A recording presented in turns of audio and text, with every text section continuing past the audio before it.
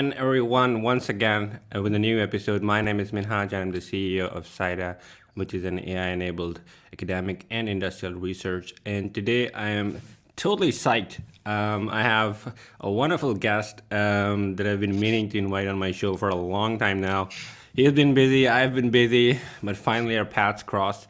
So we have Greg Coquillo, who's the PM at Amazon, is a top voice for data science in LinkedIn for 2020.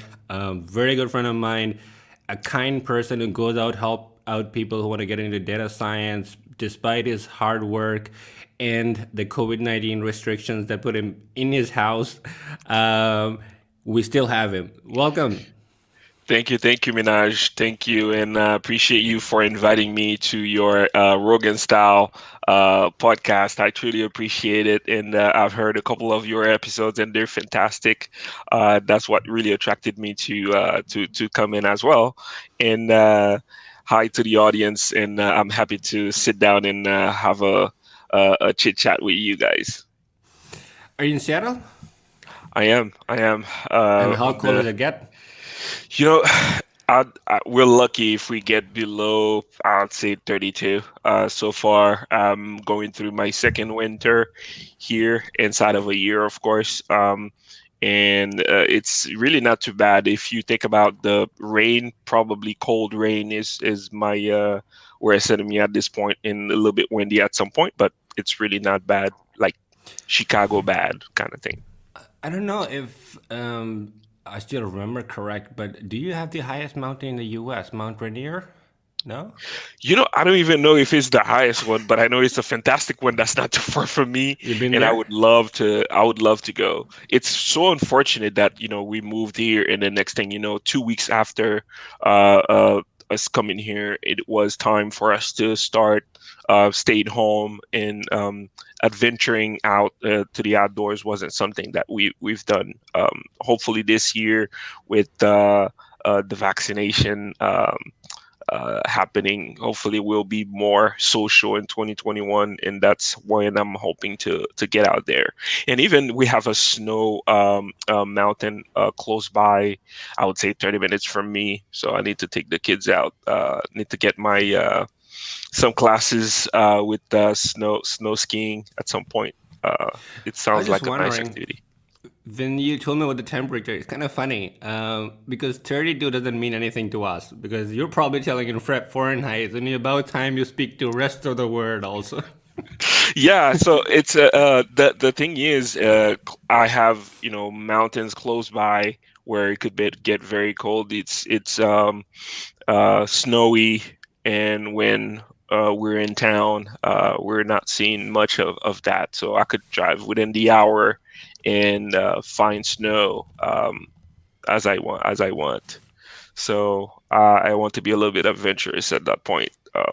See what I can see. I like snow. I just don't like driving in it. Uh, I think what I wanted to ask is that I don't think I should put you on the spot, but how much is 32 Fahrenheit in Celsius? I think it's zero, right? Yeah, yeah, zero. Ah, okay. Not that's not bad, is it? Yeah, no, no, no. It's really not bad. If it's not windy, it's really not bad. There are those high humidity, windy 32s that can make you feel like it's minus something, something. So those are the ones that, for me, someone who's from the Caribbean, can really feel the drill. But other than that, it's really not bad. I don't see the difference right now between me being here versus Atlanta when I was on the East Coast.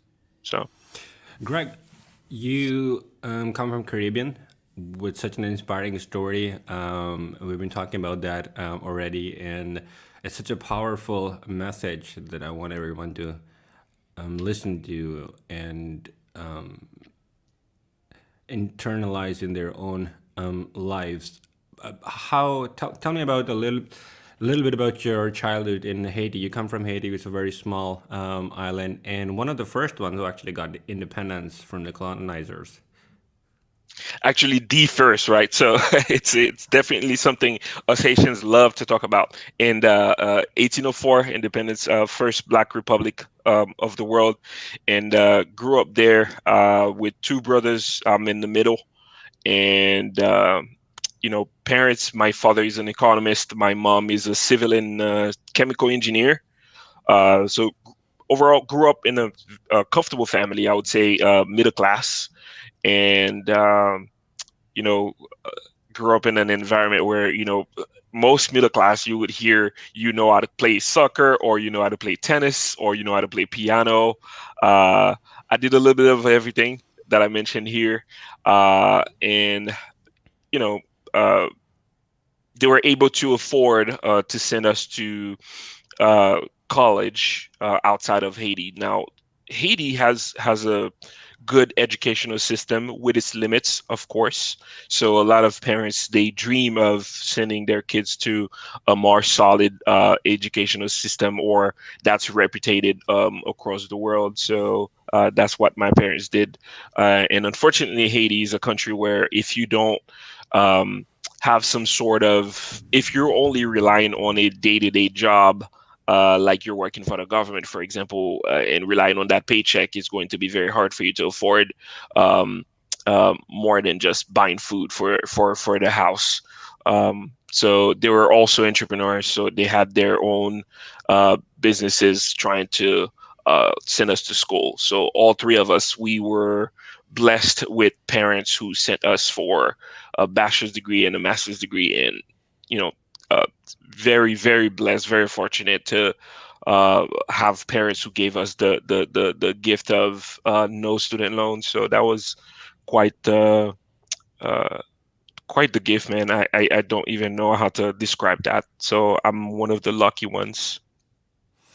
I think Haiti is also one of, or probably the only colony that speaks French, the Creole, out of all South American countries. And I was just wondering, do you think it has to do with French, or it has to do after the revolution that people got together and thought about a education system? Because in general, if you look at the data, South American education is not known for being such wonderful places to be. But what makes Haiti special? I guess I don't know if I should call it special because we're dealing with so many issues right now. In terms of French, I would say it's about all the territories that France colonized back in the day. So Haiti being one, and by the way, we share the island with Dominican Republic, and that's because two countries colonized the island, where France and Spain kind of split it in half. And you have other French-speaking islands there too, like Guadeloupe, Martinique, just to name a few. And we're not the only French-speaking in the area. However, we are the ones who grew the Creole language. So what makes I would say that's one of the things that makes Haiti special, other than the being the first Black republic. So the way I understand it is, you bring different people from Africa, from different tribes who don't really necessarily speak the same language. You put them on one island, and that's the Greg theory. So I don't want that to be the truth about Haiti, right? And At some point, they will start hearing a foreign one, which is French, sometimes English, sometimes Spanish. And over time, say at least 200 years, if not more, uh, putting people from different dialects on one island, in one room for so many years, they will start forming their own language based on phonetics. So before, Creole was known to be a dialect until it evolved to a full-blown language. And today you have universities like University of Florida, where they teach uh, the uh, language of Creole. So there's a dictionary for Creole today. So it's recognized as a language. So I think it's a unique thing because at some point to realize where it started to where it is now, uh, it's quite a natural phenomenon, maybe, that I can call it. Yeah, totally. Also, Haiti happens to have one of the largest proportion of poverty lines. Like 80% of people are below poverty line according to UN. And in that specific context, I think it's a huge achievement to actually have an education system that prepares people to go abroad and still compete, like you did yourself. Why do you think? And you already had this devastating earthquake in 2010, or was it tsunami? I'm sorry. I'm a Earthquake. Yep. Earthquake, yeah. And that has done a lot of damage. I know a couple of friends of mine who were working in a multinational corporation who were transferred to Haiti, and I got to know a lot of stories from there and how everyone has lost some and doesn't know. Just tell me a little bit about how that has impacted the economy of Haiti. Have you been affected directly or indirectly? And despite that, how's the resilience turning out to be? Yeah, so I want to say that 2010, that earthquake was probably one of the darkest days for Haitians, including myself, because it's the last thing that could come into people's minds. So close to 400K death, and it did take a dent into an already bad economy, I would say. So lots of people, uh, not accounting for the loss of lives, you have loss of businesses, and what was really sad about it is this amount of money that flooded to be allocated for Haiti. We could barely feel it. The theory is that, or shall I call it conspiracy theory, is that um, most of those big entities that would manage the money didn't really allocate it for Haiti, which maybe part of it is true. The sad thing about Haiti was um, we could spend 5 billion and not feel the dent because we need it so much. There was a lot of distribution, and I think it was such a waste. At some point, you would hear people say that they would take a shower, for example, with a bottle of water that was meant for drinking. They had so much available that they would shower with them. So at this point, to me, it's a poor investment. It should have been a strategy where you would say, okay, in Haiti, we don't have a lot of wells. Let's allocate some of that money that the world gathered to help us after that disaster. Let's allocate a little bit of that to build wells, for example. And allocate some of it to buy bottled water to because of immediate need, and then long term, what do we do, right? So the long term planning is never there, and that's what the sad thing about all of this was. And today, it's like every time you wish things could get better, there's really no end in sight, it seems. But we're hopeful. We're thinking that things cannot just last for decades, and we think that at some point you'll find true patriots that who will really think for the country versus think for the individual, to turn this country around.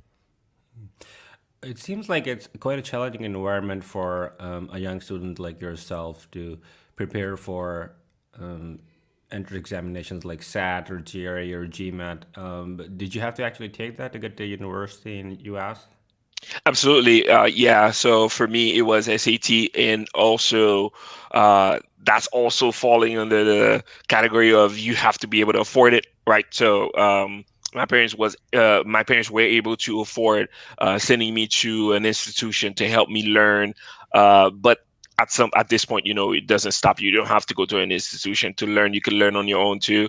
So uh, so really, it's about access to education, and for me, the plan was not to start with a university from the get go.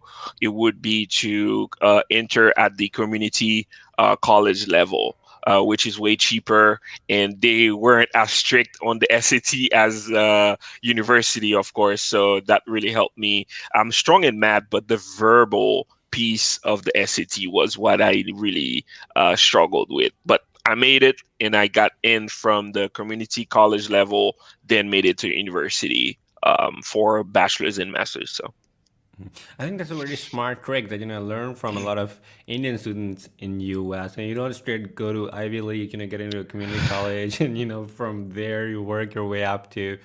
How big is this fee difference? I think it's $1,000, $2,000 for Oh, community it's college versus. thousands of dollars. I can tell you how much it is now, but I would say compare, maybe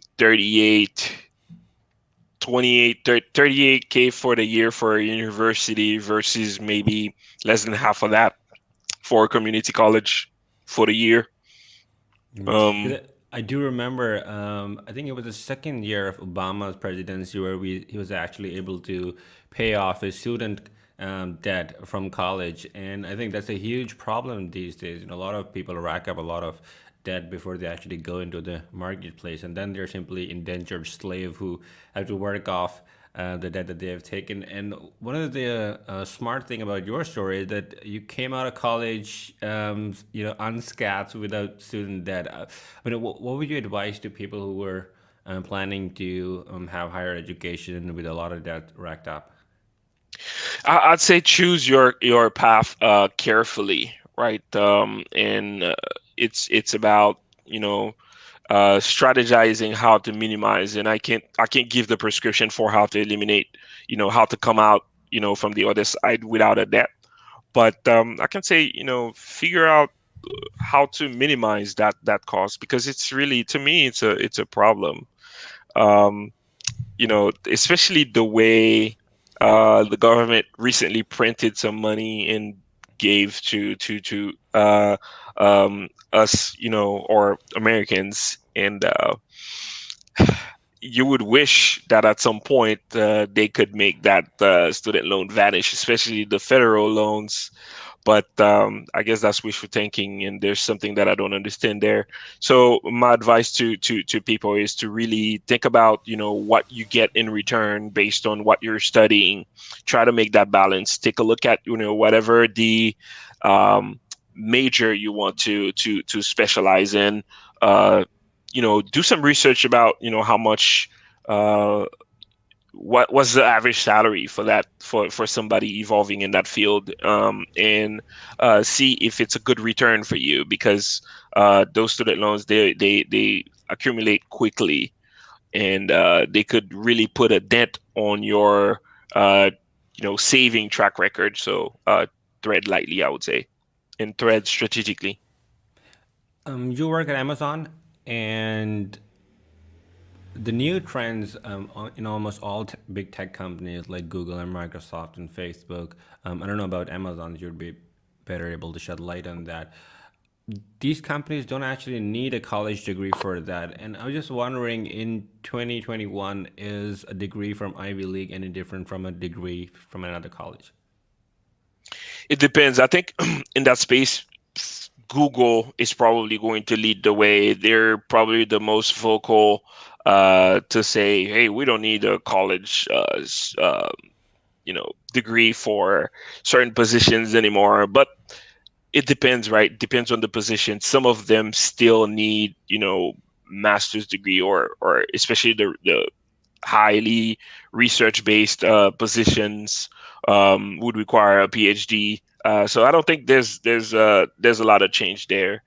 Um, with the growth of the internet, and how much resources are out there for people to uh, upskill, has made it easy for companies like Google to accept uh, people with no degree for certain positions, and I think those will be limited. That's what I think. It's not going to be come in, we'll give you anything you're looking for, type of thing. It's so easy. When I say easy, it's only those who put their hard work at display to um, build a portfolio for yourself, where you're working on different scenarios. You're playing with some data sets and use cases, and build a portfolio for yourself that companies like Google, Amazon, Facebook can relate to, and see the creativity in you, and see that you're someone who can they can bring in to learn their business model and apply those skills to tackle these issues. And they feel like um, a college degree doesn't give you more than what you already have as someone who's self-taught and upskilled based on the available materials that you were able to pull to apply to these use cases. So I was talking to Jason, who was earlier on my show from Google, and he denied position at Cambridge for a CS degree, and he thought that these bigger companies nowadays are looking for talent that can think out of the box, and restricting yourself to Ivy League universities or some institutions is actually counterproductive for their purposes. And last week I had a conversation with one of the best quantum scientists that I know, Luis Serrano, and we talked about how academia has changed for worse, and the quality that you're looking for in people, you can easily find that outside of these big universities who are known for their creativity. For example, there's this book called Price of Admission, and their argument was very interesting. That if you go by the SAT scores or GMAT or GRE scores, then 80% of people who apply for Ivy Leagues would be Asians. That would be South Korea, Chinese, or Indians, or Pakistani. And when these people actually get out of universities, they're really hungry for jobs or work experiences. And then they have a system of H-1B visas, which is extremely competitive. So now when companies can actually get these brilliant people for pennies, I mean, why would they hire people who are from the US, who would need a lot more than what other people would find generous already? Do you have a similar experience? yeah, so for me, I didn't have to go through the H-1B side, and strange enough, for me, the earthquake was what helped me find a job, and I'll explain how. So lots of Haitians were living abroad, including in the United States still, right? And at the time, I was about done with my master's, close to. And at this point, as an international student, they give you probably 6 months, if I remember, to um, find a job, meaning a company who accepts to sponsor you under the H-1B visa, or go back to your country and work there. And I know, the environment wasn't, in Haiti wasn't what I wanted, and I wanted to find a job here to kickstart my career.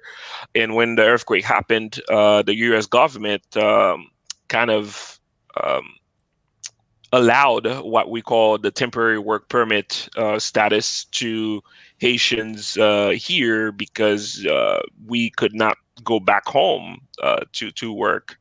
And so this temporary work permit allowed me to find my first job and the next one.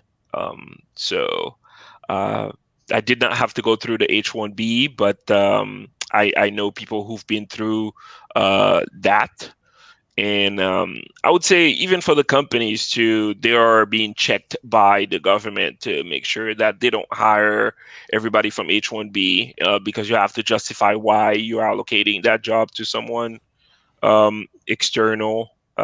So I guess the government is there rightfully so, checking, making sure that there's no abuse happening there. So you have to justify that locally you cannot find the right person for that job, and there's a lot of paperwork to fill. So for an H-1B, so it's not as easy for the company. It's not as easy for the person looking for a job too, who's under that H-1B. So it's really not the best thing to navigate through. And kudos to anyone going through that. And once you are in, I would say, try your best to ace it, whatever position you are in.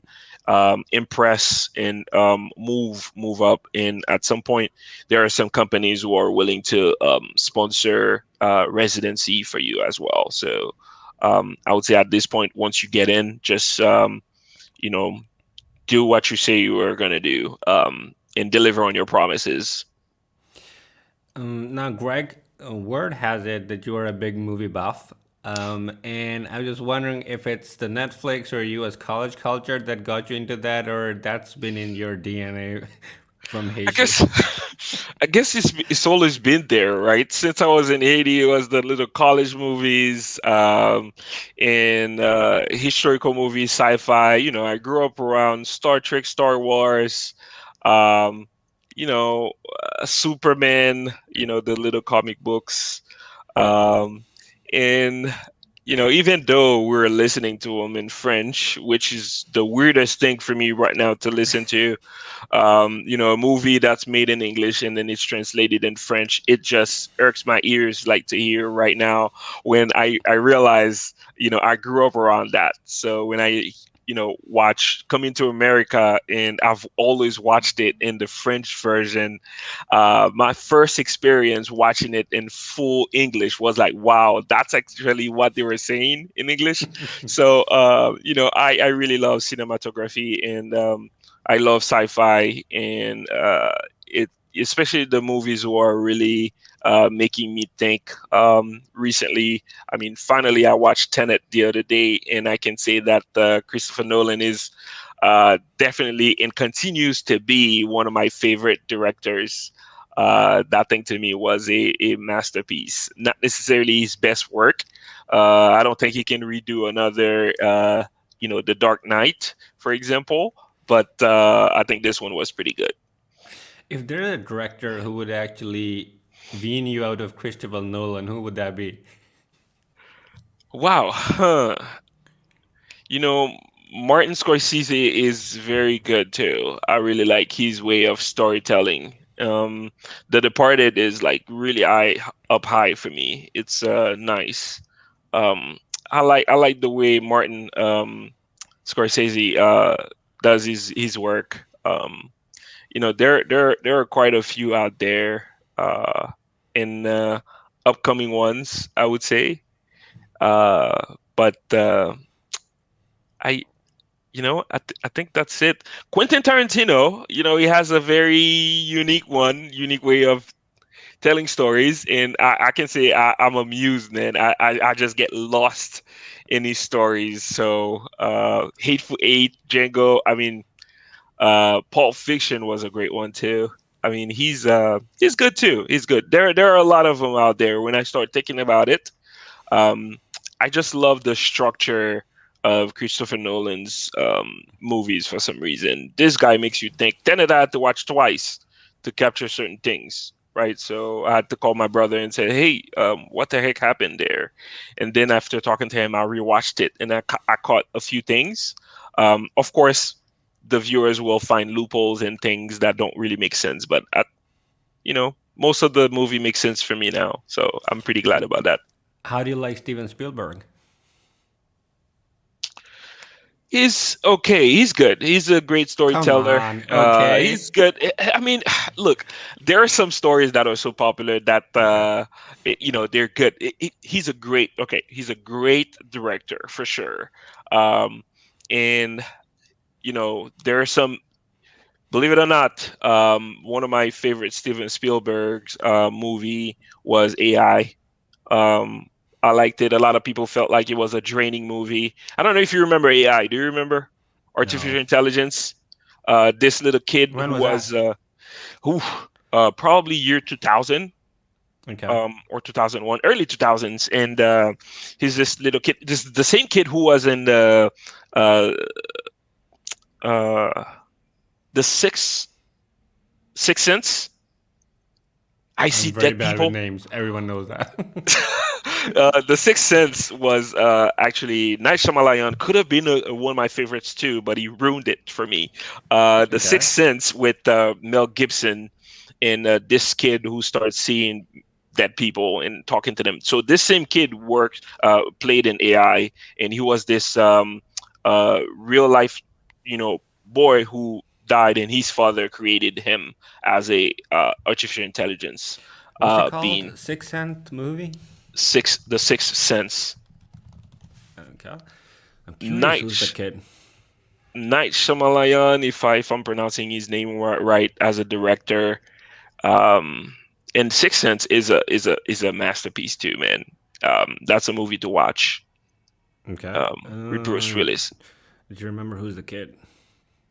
Yeah, so this kid played an AI, and What was the name for the kid? I don't even know. what's his name? And the kid's name. Oh, no idea. So he's Shouldn't fully he be grown dead? now. He Of should be up course. there. Unless It he's sh aging backwards. I know, right? He All right. should be. All right. I'll search him later. Yeah, but Cool. he played this robot, and it was superb to me. I like it. That's a nice I one. was just wondering, I can give you your choice for director, but I think I'm a very strong contender to your all-time favorite Gladiator, and that's my favorite, The Last Samurai. Man, wow. That's cheating right there, man. Last Samurai for me, man, it holds a very special place in my heart. I don't know why. And so for me, Last Samurai, I would do score. Like the score of the movie is just like gets me all the time. Then you have the story and then the acting, I would say.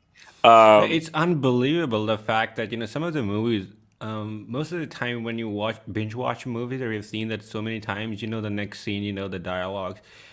This is the kind of movie that gets me every single time. It invokes the same emotions, the same sense of yes. glory and warriorship and traditions. So amazing. The acting is so powerful.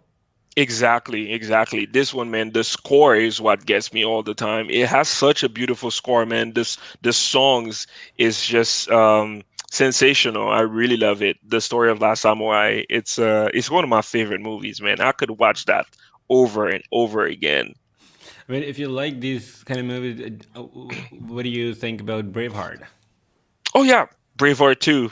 I would watch that, all the time. So I really like those lines. Thor, Braveheart, Gladiator, Last Samurai. They're quite a bit down that line. Medieval-ish kind of themes like Lord of the Rings. Um, I like those types of movies for sure. Um, Greg, let's talk about your transition from education and short-lived movie time into real world, where you started working in Publix as an industrial engineer in the beginning. You studied for an industrial engineering degree, and I'm just wondering, your first experience was also in engineering. How did you actually like working in engineering? I guess it was okay.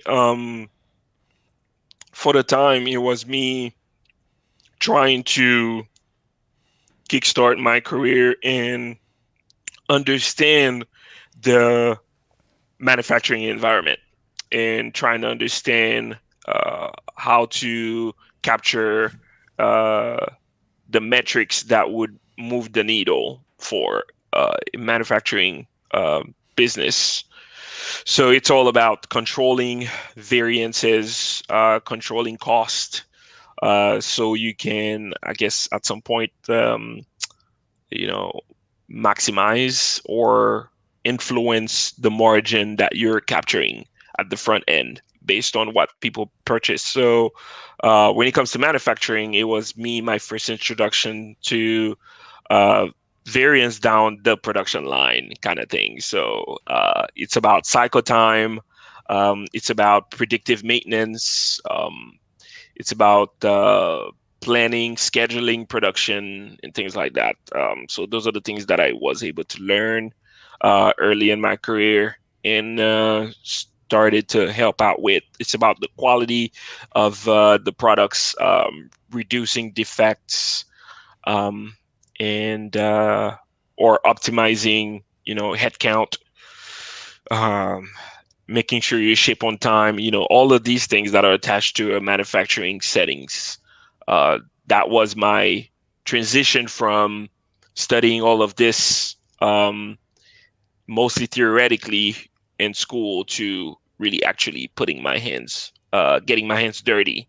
Uh, in real life. So that was quite interesting.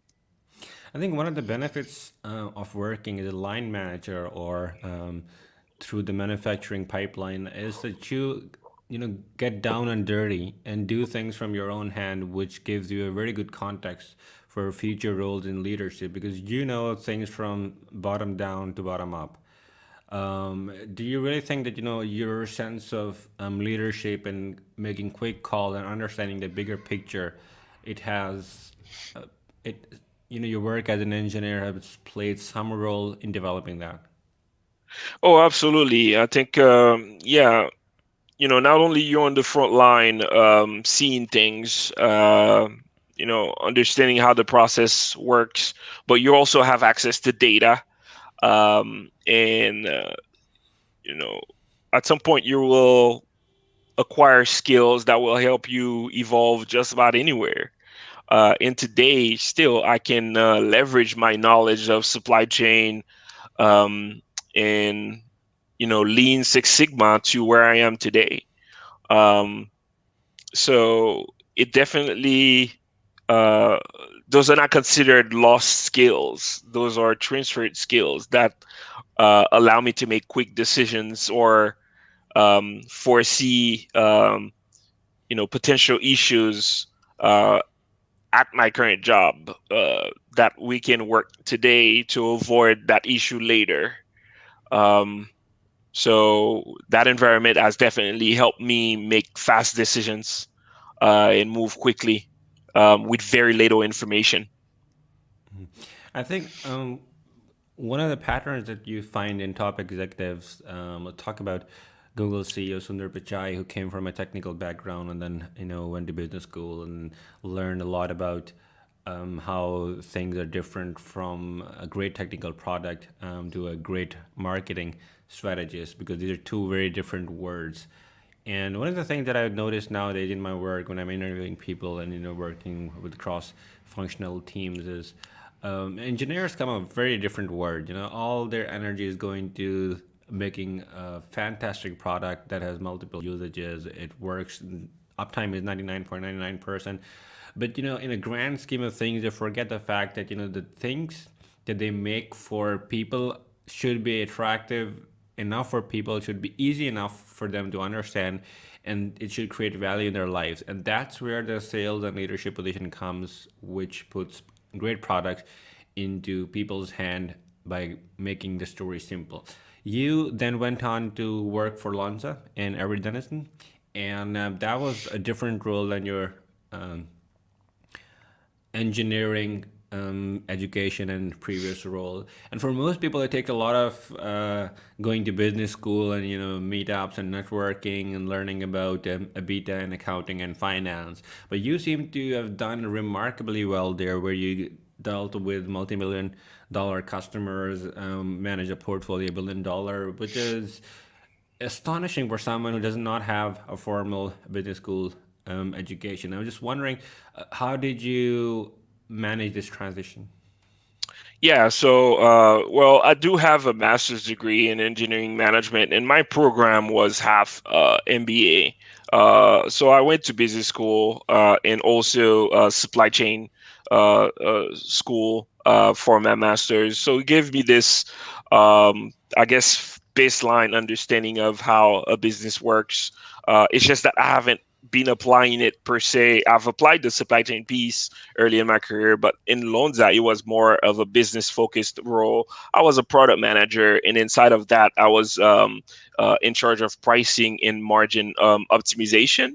So again, it was a new concept to me, but it wasn't hard for me to understand because I was already stable with manipulating data, making extracting insights from data, and also I had this understanding of um, the financial world, how to when you think about profit, net profit, margin, price, all the business language, I was already EBIT, EBITDA, those things.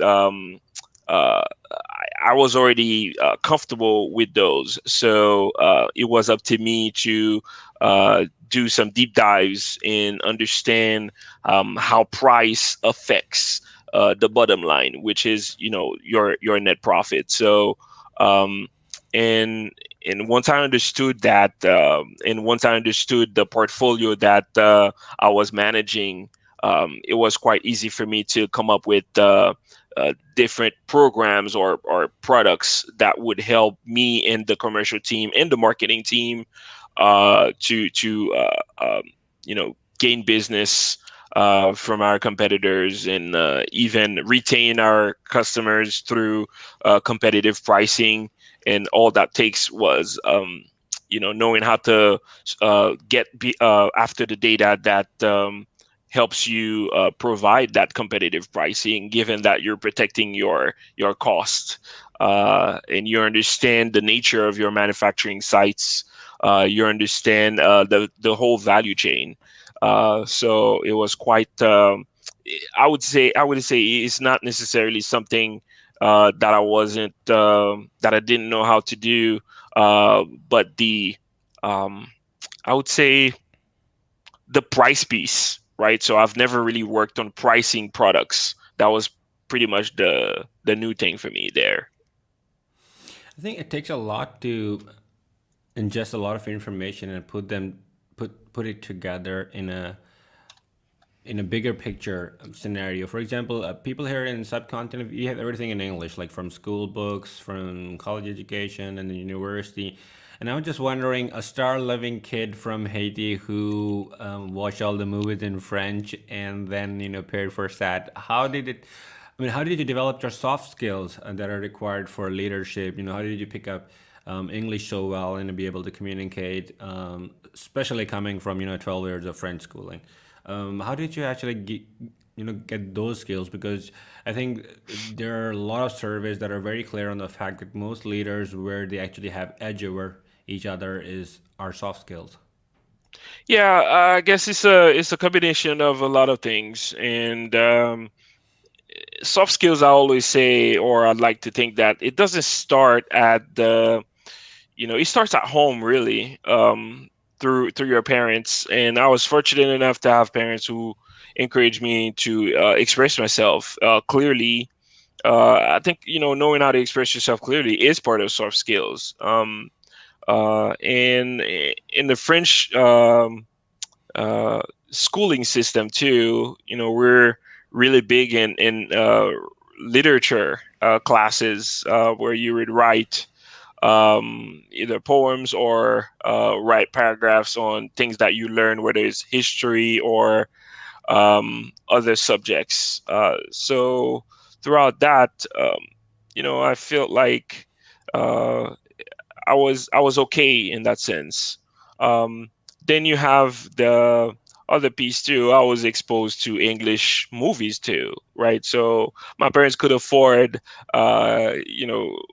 having access to uh, HBO, things like that. Not that everything on HBO was kids friendly, but there are a couple of movies that we're allowed to watch in English. And the transition for me wasn't too hard because we also take English classes. Um, I guess it's something that you learn by trial and error too, right? In college, you have chances to present to an audience after you've done some research on a subject. Then at work, you learn too. So after quite a bit of experience on the ground, on the field, I learned to fine tune that. Am I the best uh, person with amazing soft skills? No, probably not. And I'm still learning on the ground. And I think it's something that you have to continuously or consciously continue to enhance. And right now, for me, is to understand how I can leverage soft skills to talk to both technical and non-technical teams. So it's quite interesting right now. So lots to learn still. How did you impress Amazon recruiters? again, storytelling, right? So so that's what really saved me because at this point, I understood the work or the impact of my work at Lonza, for example. I understood the impact of my work at Avery Dennison, and with that, I was able to sell myself this way. I was able to spark that. Wow, we need to get this guy in for an interview kind of effect. I was able to do that because what I've worked on was you know, it really helped the commercial team. So again, to your point, storytelling is what really made it happen. Well, it might have gotten you the job, but Amazon is not the kind of place where a storytelling cuts everything. So Amazon captures 49% US market for e-commerce, 12 million products from July to December 2020, 3.10 billion mobile and desktop visits, 10 billion worth of products sold on Amazon Prime Day on 2020, and 38 billion on Singles Day. That is not for faint-hearted. What did you find out about Amazon when you were inside it? What are the myths and realities? Man, those 14 leadership principles, man, it's like air and water, really. To me, I was surprised that the first time I sat in a meeting, business review, a doc review meeting, um, it is true what they say about the silence in the room, or now shall I say the Zoom room.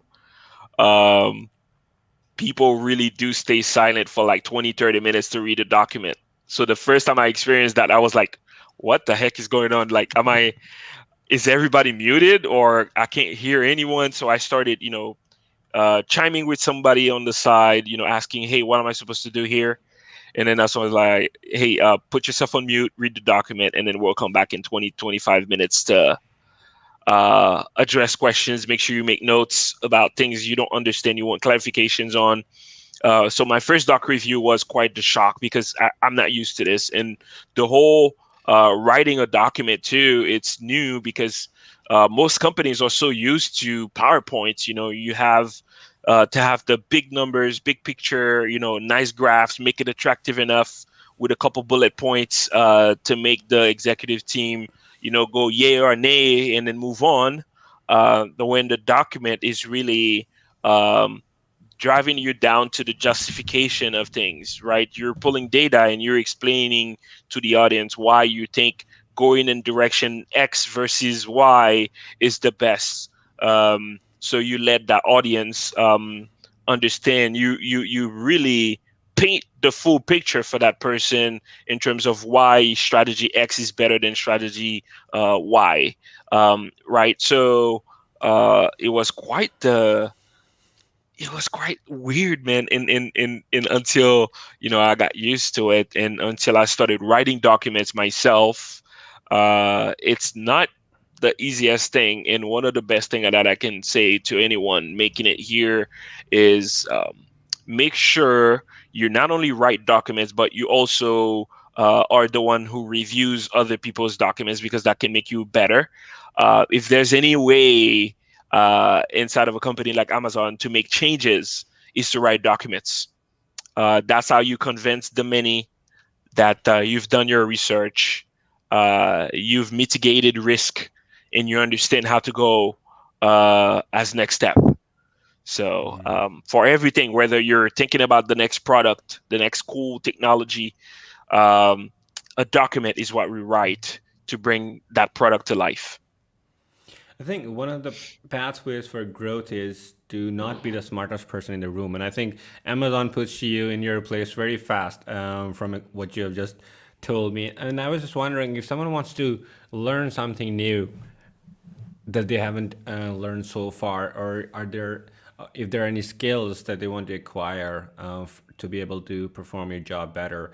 What is the culture like in Amazon to learn new things? What is the support system, and how does it ensure that employees continuously uh, enrich themselves with cutting edge trends? And that seems to be one of the strengths at Amazon also. Yeah. We have like lots of training systems, a lot of learning materials. Whether you want to do Lean Six Sigma, you want to get your green belt, black belt, there's something for that. Whether you want to learn machine learning, there's Machine Learning University for that.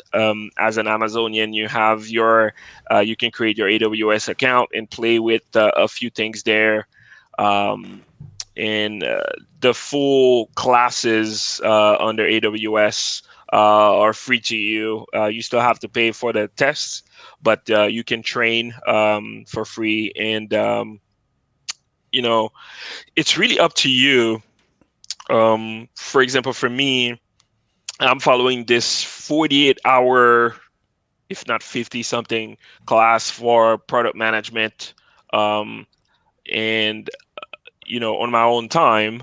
Nobody tells me to do it. This is because I want to. So you're not coming to Amazon and saying that, oh, there's no materials for me to upskill. There's plenty of stuff out there. Um, uh, I think there's this website too that we have, Cloud. Is it Cloud Guru or Cloudera? Something like that. There are some websites that we can access for free too, that are available to us. So it's really up to you, man. If you're coming here and saying you can't find anything to train on, they train people on how to write, and I think that's what I can say. Everybody should have learn how to write, increase that communication skills, those communication skills, um, and you know, there are programs that help you understand the whole Amazon culture too. You can uh, look at all the 14 leadership principles and find training materials for each of them. It's crazy. There are so many things to learn. Like if it's customer obsession, where well they got stuff for you to do. I've sat down in calls, live calls before between um, customers and customer service. I've listened to those calls before to see how the exchange was done and surface areas of improvements and things like that. So um, really, we're not short of materials to learn. Do you think this culture will change with Jeff stepping down? No, no, no. I don't think anything will change at that point, especially with newcomer uh, Andrew Jassy. So um, we're barely feeling a dent right now. We're just like Jeff says, it's still day one, and if anything, the day he announced it, I worked even harder. The day he announced that he was leaving. So uh, there's uh, there's this sense of I guess security inside of Amazon that I can speak to because we are so used to this innovative workspace. We truly think as a startup. Every time we think about our job, every time we think about the future, we anticipate what that future should be and work towards making it happen. So for me, especially with my position, I'm already thinking about what my department should look like in 3, 5 years. I So, think and one of the already working things on that. that you mentioned in our previous conversation, and that I really admire you for that, is that your quest and hunger for continuous learning. So you wanted to be a product manager in the future, owning a product and dealing with the whole process of creating it and marketing and profitability. And you've been learning that course that you are for that. How important is that for people who are in upper echelons of any organization, be it C-suite or let's say a managerial level or any supervisory position, to be able to continuously learn? it's super important, right? Because you always want to have a pulse for your environment, especially if you're up there. You want to see, yes, you want to be big picture, but also you have to know how to go down a layer from time to time, and stay in touch with what's going on, what are the trends internally and externally, right? So the higher you are, the higher level thinking you want to have, but you should stay grounded at some point, and know how to uh, you know um, go into the weeds when needed. So when it comes to externally, you have a lot of trends that are happening out there. You have your competitors, you have new technology coming up. So how are you making sure that you stay ahead of the curve when the new um, cloud computing technology comes out, right? How do you make sure that happens? And internally, how are you making sure that you stay ahead of the new trends happening right now with ML ops, right? So now that we've created this machine um, called a data science life cycle, um, what other things can we learn from DevOps that we can implement into the data science lifecycle, for example. So if you're up high, you have to also know those trends, you know, uh, down a couple layers, and see how you can continue to influence those good trends because they are the ones who are creating value for the business. So really, you have to be tuned in, and for that, you have to continuously learn new things. You have to continuously read materials, continuously interview internal and external partners to drive change and continue to innovate. Yeah, I think if there's anything that we can learn from this previous year with COVID-19 and every situation that has been the subsequent result of that, is that no company or organization or individual can be complacent at their position. Excuse me. And I mean, the companies who have made the mistake to become too self-satisfied and have this end zone dance at the 50-yard line, like Nokia and Blackberry, we don't hear from them anymore. And a lot of the changes that we have seen in the previous year, tech companies who were in disruptive tech space, they have quadrupled their business. We talk about Slack, we talk about Telegram after the mistake WhatsApp did, and Zoom and everything else. I was just wondering how Amazon is going to capitalize on all these developments, and is there a sense of complacency, or you're still out there hungry? Look, we're still hungry. If you look at the recent years of acquisitions, that would tell you that you know something's moving, right? And I can only speak to what I understand is happening, right? So you have uh, the purchase of Whole Foods. You have the purchase of Zoox, which is the autonomous vehicle maker that Amazon recently purchased.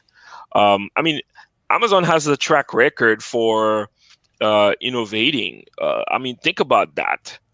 You mean to tell me, Minaj, that cloud computing technology was not created by the likes of Google, maybe, or uh, Microsoft, but by Amazon, a book retailer, right? An online bookstore company invented the concept of cloud computing, or shall I say, was the first one to commercialize that idea, not necessarily invented it, maybe. So, to a point where they got ahead for like 6 years. And you think that's changing? No.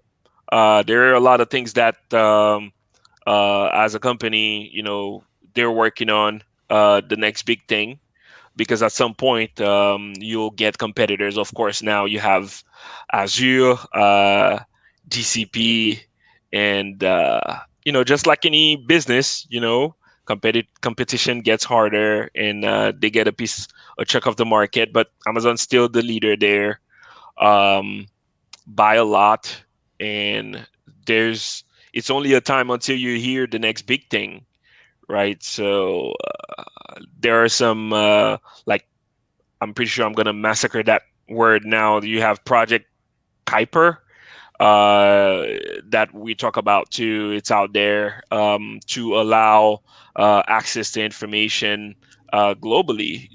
So allow access to the internet in remote places. That's only going to allow companies like Amazon to grow. When you think about the usage right now of the internet, is probably around 45% uh, of people in the world have access to the internet. Add another 10% to that, for example. Add another 20, right? What does that do for companies like Amazon? They're only growing, right? So all of these are interesting things, that they're definitely trying to stay ahead. Not even talking about space, right? So space ventures. Um, there will be a time when retail will start doing business in space, and I kid you not, it will happen. Speaking of whole food acquisition, what are your top three foods that you love? Food. I'm partial, man. I'm all for Asian food. So we have um, what we call fried plantain and fried pork. Um, in Creole, we call it griot, agbanan, and banan is plantain, griot is the fried pork. And we eat that with this spicy carrots, hash cabbage, and dipped in vinegar, in jalapenos. And this thing is heaven to me. Every time I go to Haiti, I have to get some. Um, we cooked some recently at the house, and I'm super happy about that. Bringing the this dish to here. I'm a huge fan of sushi when I'm not into those, because I don't eat Haitian food all the time. I'm all the way in Seattle, so I have to be uh, I have to locally source my alimentation. So I'm a sushi man is my big witness. I don't know if I Um, shared you my bad memory association with sushi, because the moment that I listen about sushi, it smokes out of my ears, because this one time in Sweden we went out to an office dinner together, and I mean, it's common decency, if someone's having sushi first, just tell them don't eat a full spoon of wasabi sauce. yeah, for And that did fortunate. it for sushi for the rest of my life. Yeah, man. So every time you see that right now, put it to the side, okay? And you got lucky too, because this version of the wasabi is diluted from the real root. That real wasabi root I'm hearing is super spicy. I haven't had it before, and I'm thinking in Japan, I think they grow them, if I remember, and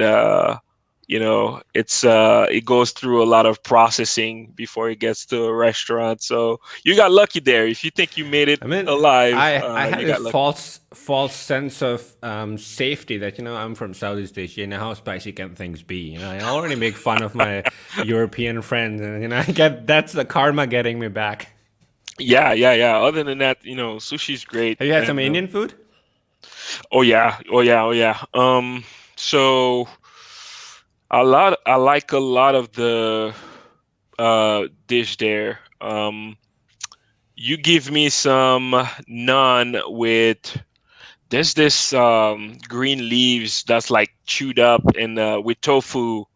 When I eat it with naans, oh my Is it goodness. like I think it could be Palak Paneer, which is probably, Yeah, I don't know if I'm translating it right. I think it's spinach with the cheese or yes, something. Okay, yes, really exactly. nice. Spinach, cheese, and tofu in there.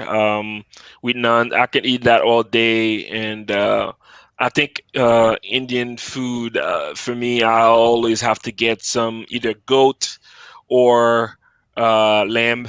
Um, Inside of an Indian restaurant, that's what I will ask. Do you have goat? Do you have lamb? Do you have curry chicken? If you don't have any of those, I'm not eating there. Nice. And are you generally a person who loves spices, or you're more of a normal, bland kind of person? I'm in the middle. I don't like things to be too bland, but You're when it's too, French. yeah. You eat So, your foie gras, and oh, foie gras, man, dude, yes, super good, man. The best foie gras I had doesn't was in taste LA. anything. What? The best foie gras I had, dude, was in LA. Yeah, I mean, let me translate. On What I meant is Sunset that eh, Boulevard. what I meant is that anything that does not have spices is probably tasteless for me. I don't have the taste buds for Well, that. it depends who makes it, right? So, you ha obviously you have to put some stuff in there. You have to put some spices in there, and uh, so I think we're really not short of spices when it comes to Indian food, right? So Haitians, we like that too. We have our own recipes for spices. We store in the fridge. Get ready to slap that spice on everything we cook. Do Uh, you have spices in fridge? yes, so this is something called épices, where we blend a mixture of green onions, uh, green peppers, garlic. We put a little bit of oil in there, salt, pint of salt, and pepper too, and ground pepper, of course, and celery, things like that. And then you blend it with no water, and Okay. that's it makes a green paste. And you would marinate your meat for a couple hours or even overnight. Whenever you take a scoop of it, paste your meat with it, let it in the fridge. The next day you want to cook, you put that chicken out or that pork out and cook with it. And that's your magic paste that all Haitians, you'll see that in their fridge because it can last long in the fridge because there's no water in there. And you put vinegar in there too, so it helps conserve it for a long time. And Are that's you what we cook mere with. are you mere foodie, or what's the best thing that you can cook? I can grill a mean meat, That's comme man. ci, comme ça, you know? Yeah, yeah, yeah, yeah. Comme ci, comme ça.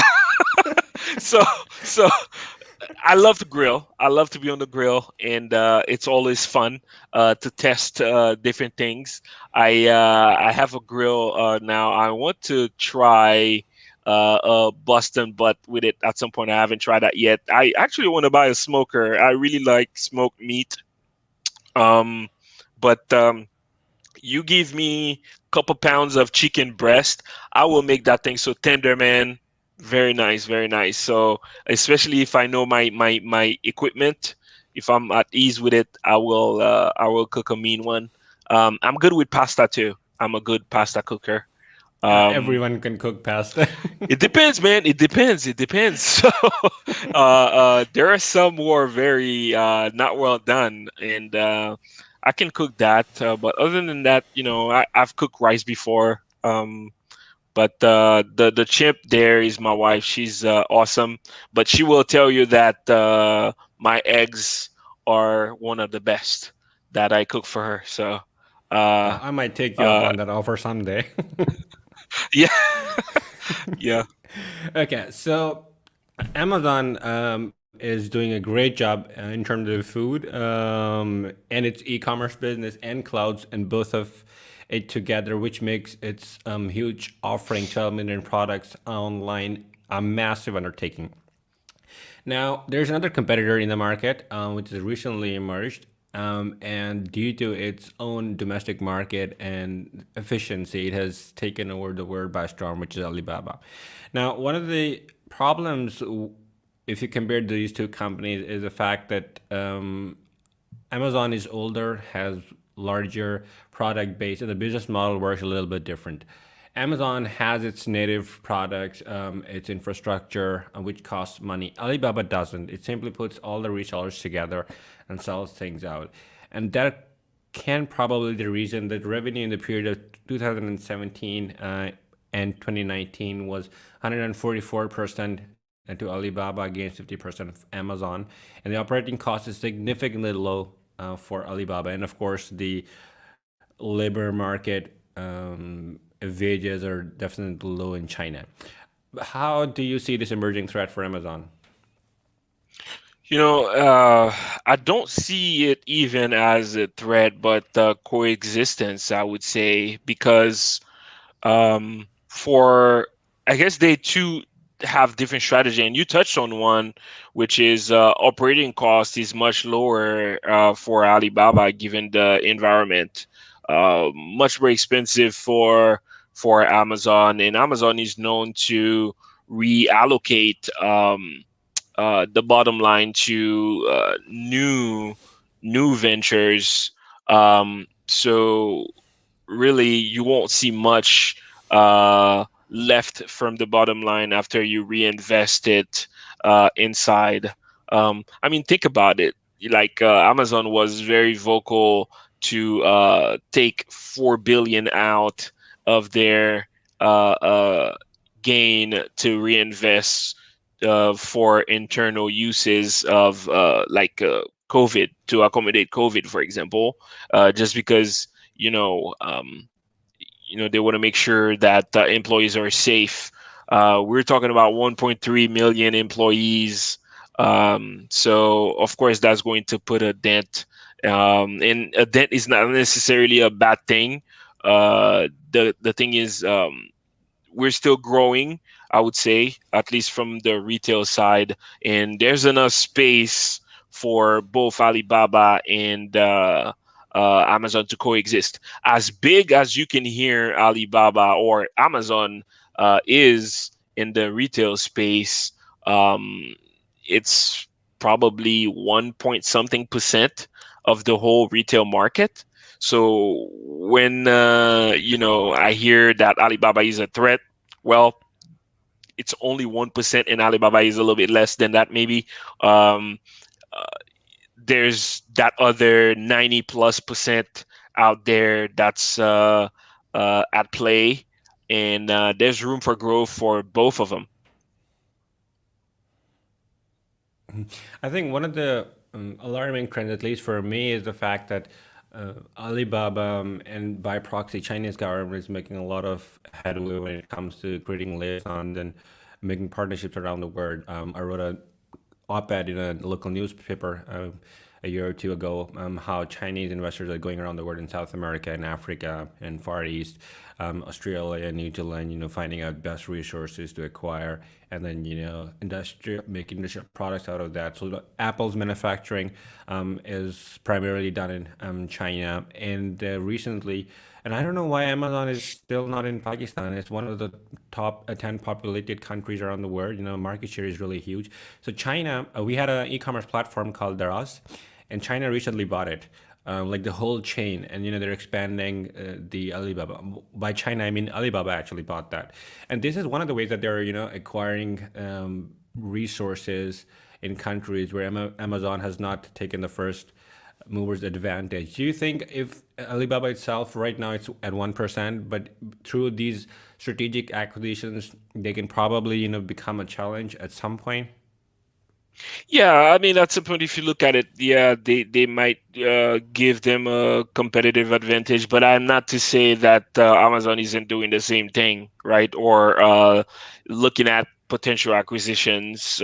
They're probably looking to um, make some valuable deals to be present in certain countries. When it comes to Pakistan, I'm not too sure either. For me, I would say that the environment is not appropriate yet. I guess they're relying on the government to. Is it because of the? No, what I mean is that because of uh, the ROI, or is it because of the politics? Because I think a lot of companies where China has gotten, they have kind of bumpy relationship with US? Yeah, so it could be multiple factors, right? Either the ROI or whether there's stability there to do business. I'm not too sure. I'm not aware of all of the factors, but I can only guess it's a mixture of instability to do business there, or some sort of government regulations they're probably waiting for it to happen for Pakistan. But I can't say that a country that size in terms of population, Amazon would say, no, we don't want to go there because there's better business elsewhere. I think, like any other country, if Amazon gets in there, they will be able to capture some ROI there. So there's probably something more at play that I'm not too familiar with. Well, a follow-up question is that if it's good enough for China, why isn't it good enough for Amazon? Because if they're putting in enough faith in regulatory systems, if Amazon is a second mover, don't you think that they're going to be losing the edge? Yeah, so that's the thing too. It could be something that's outside of Amazon's control, right? So probably would require a study of how the relations between US and Pakistan is versus relations between Pakistan and China, right? There might be, something going on there that I didn't, take the time to fully understand, but I can assure you that when things are good, that you will see movements. Think about Cuba, for example, right? You can't say that a lot of American businesses, did not want to go in there, but because of the relationship between the U.S. and Cuba, then you have this, right? You have a lot of restrictions that happen. So I think I see it the same way. It's about digging in a little bit more into the relationship between the two countries, or the three countries. So you have Pakistan, US, and China, to understand what's going on. And I think that you're very right that probably same principle applies to Iran also, who's been under sanctions for 35 years now, and there's very little Western investment. I'm just wondering, you as a thought leader who has a very keen eye on business and how patterns are developing, do you think it was really beneficial or even needed the 4-year Trump presidency and its impact on business around the world? Say that again. Do you really think that was helpful for businesses? The 4-year presidency that you just seen in U.S. With Trump and the Chinese trade war and subsequent reprisal. Well, if you, I can only speak to the numbers right now. While we saw a lot of a slow economy over the past year alone because of COVID, but overall, we've seen a healthy stock market, I would say. Um, uh, but the global economy was affected by this pandemic because they exported less, which is understandable. Overall, there were some imbalance that the previous administration found uh, just to fix imbalance between the US and China, per se, that a lot of people who might not have agreed politically with the previous government silently agree that something needed to be done to establish fairness of trades, et cetera, et cetera. So, I mean, you have to give credit where credit is due. That if true those unfair practices were happening, then the previous government did, I guess, a fairly good job at um, tackling those. Now, the how, I don't know. I can say that is probably not the best way, especially for an administration that was very vocal, didn't really seem to have uh, the best. Um, protocols in terms of how to communicate.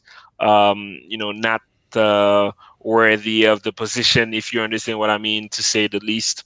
But overall, I would say when you look at where, if you owned a certain amount of stocks, or if you owned um, you know certain assets 4 years ago, look at where you are today.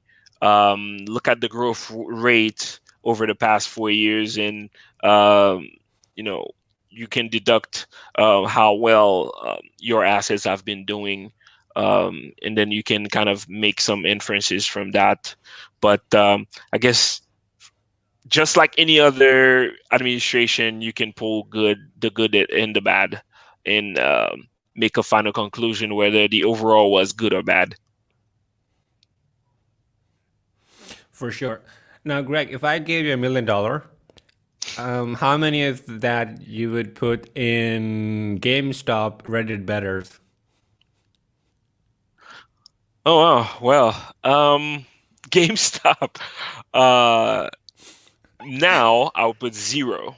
This is probably the historical event in the history of mankind where a bunch of retail traders got together and really, drove them crazy at Wall Street. Yeah, yeah. Sorry, I Did got you get caught off. excited also?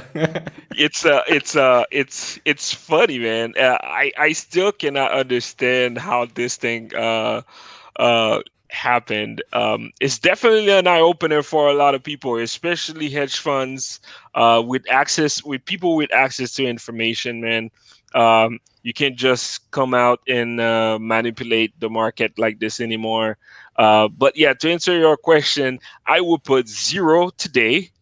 Of course, if I had this magic ball that could tell me what's going to happen in the future, I would put, I don't know, at least half, if not 75% of that million into GameStop. Wait for it to go up and then cash out. It depends. So if you ask me now, I'd put zero, man, because at this point, the hype is gone. Same way I feel about Bitcoin, right? The hype is gone, and you can never tell. You hear Come on, it's speculation that it will twenty-seven go thousand up to, dollars. yes, but it was 39 the other day, right? A couple weeks ago.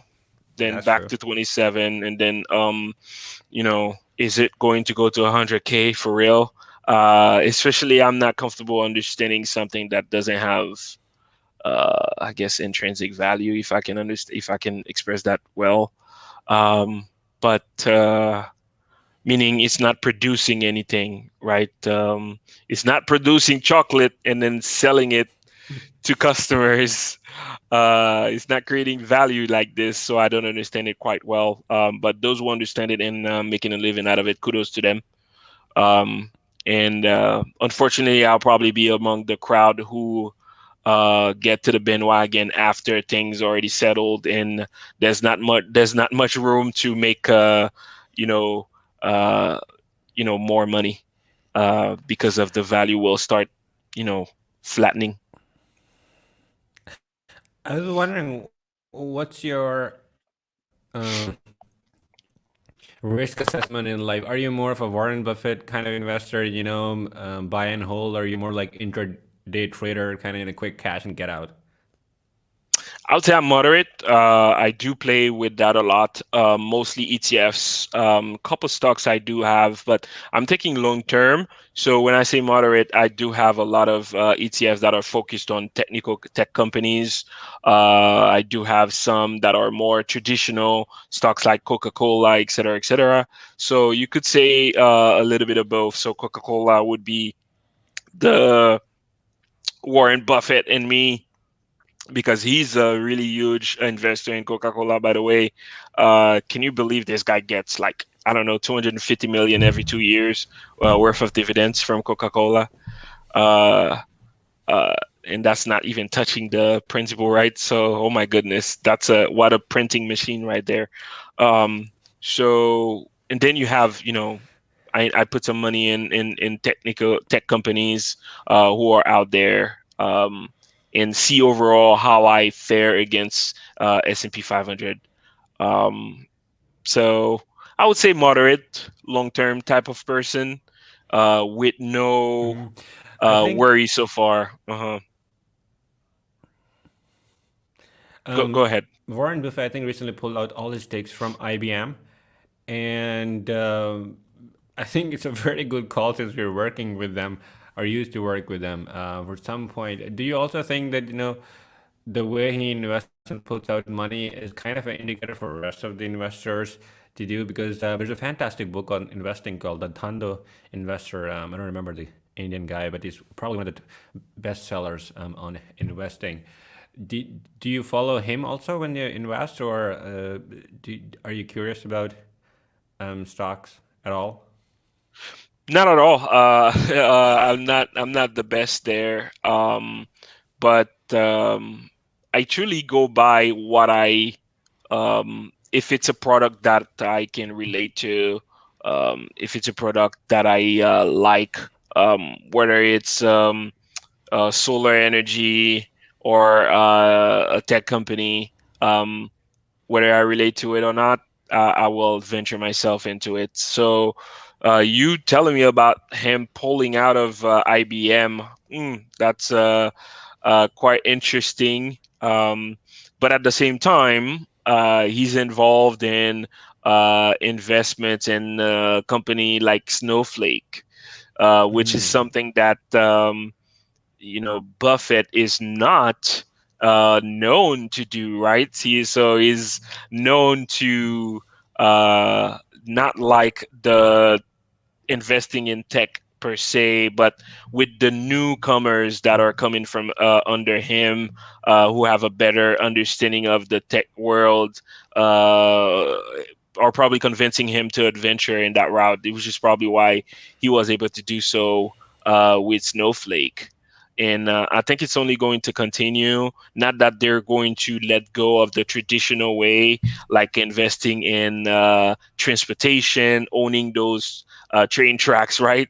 Or investing in the fundamental ground for distribution. That I would say, that's what these guys like. I know Bill Gates now has done the same thing with the purchase of being now the biggest shareholder in the Canadian transportation network, train network, and also being the biggest farmland owner in the United States. Very smooth, Bill Gates. So all of these things are traditional assets, heavily based on assets that will always have value. If you think about it, they always have value to me. When people say that, I mean to say we will always be hungry. We'll Mm. always need food. We'll always need to transport, carry something from point A to point B. So those are the fundamental asset-based businesses that will never disappear. While you will see a tech company go up and down through thin air, vanish from the internet. You'll never see those things disappear. So they're not going to stop investing in those uh, type of industries, but they're adventuring a little bit more into the tech world, and in the Snowflake investment is a testimony to that. Mm. I think one of the basic principles of investing strategy with Buffett is that he'll puts more emphasis on the fundamental indicators of a business instead of the technical indicators, which is very correct for most of the stock investments, unless you're in the tech industry, which is a total different ball game. And I'm glad that you brought up Snowflake because my next question is about the companies that are emerging in the cloud space. Let's talk about DataBricks and Snowflake. DataBricks had a huge seed G round and collected a lot of money for its new ventures. A lot of influential people are backing that up.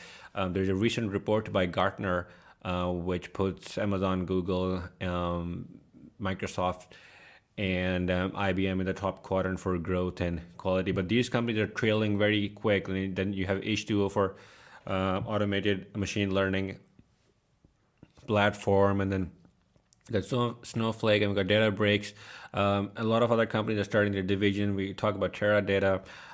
How do you think Amazon is going to actually keep its forerunner position in comparison with all these really bright and promising companies?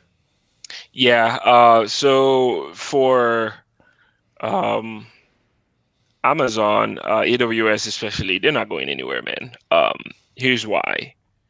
Uh, Recently, they released the fourth quarter um, uh, performance, and um, they are far ahead.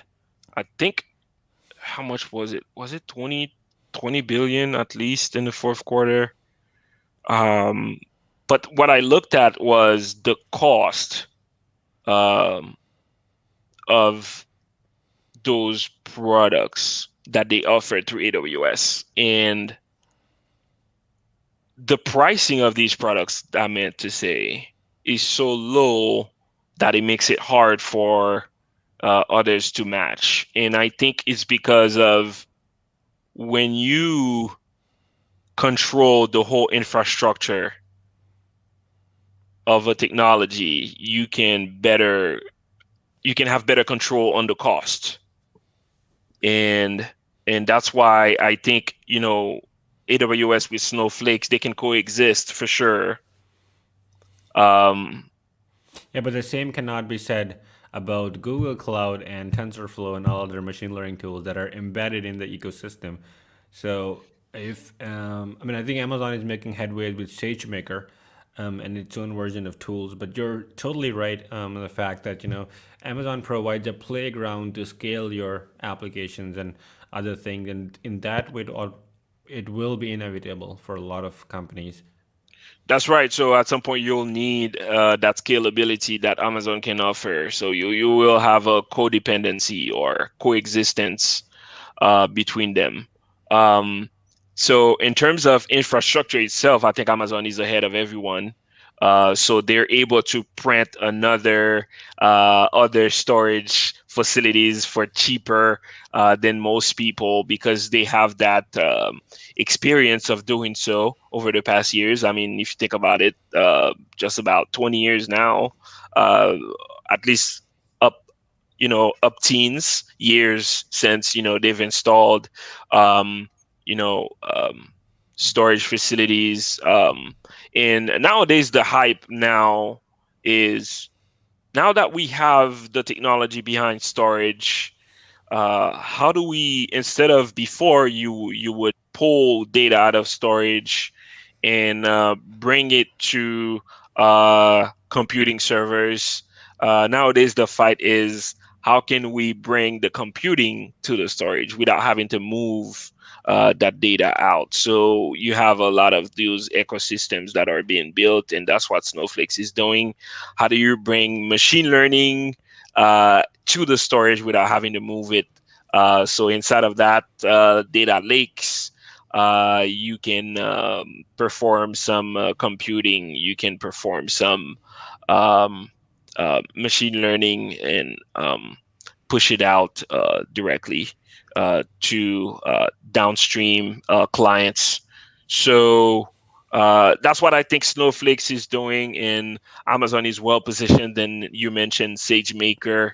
SageMaker is making it happen too.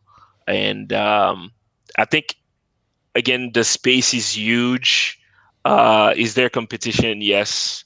Um, uh, should Amazon continue to innovate? Absolutely, yes. Will they? Yes. And so will the other ones, right? So will Google, which has a very comprehensive platform, as you mentioned, very well integrated for AI, and Azure is pretty strong as well. But uh, I think there's food for everyone, right? It's a matter of can you continue to provide products at low cost for your customer, one, and can you continue to innovate for your customer? I think those are the two key factors that will um, either help a newcomer emerge or keep the current one ahead of the curve. I think your metaphor is very interesting, especially in terms of storage table. You know, we have a lot more food than we are able to consume. I think Moore's law is kind of hitting the wall here, that we produce way more data than we are able to actually compute. So it's, we don't see the growth that was predicted by Moore's law anymore, and now we're at this point where we actually have to find smarter algorithms to make better classification decisions, better regression predictions.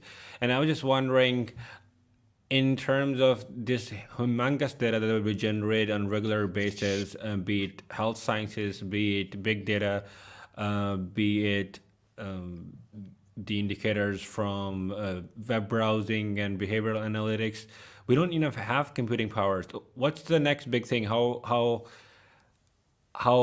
excited you are about the breakthrough of quantum computing? I am super, super excited about that. I just wish I could tell you that it's going to be ready tomorrow. I would say it's quite interesting. Definitely making some headway there. I would love to, it's quite interesting what happened there with the transistors, right?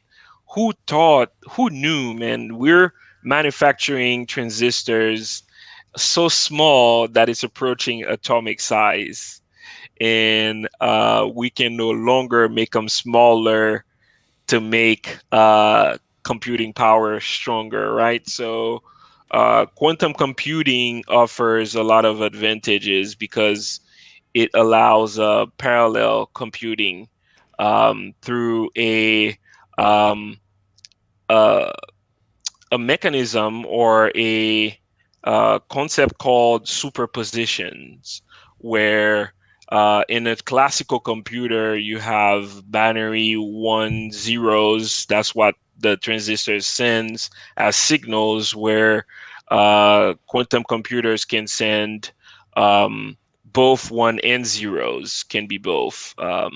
And um, for me, leveraging that is definitely something that will put us to the next level in terms of how we can compute with regards to the amount of data that we have.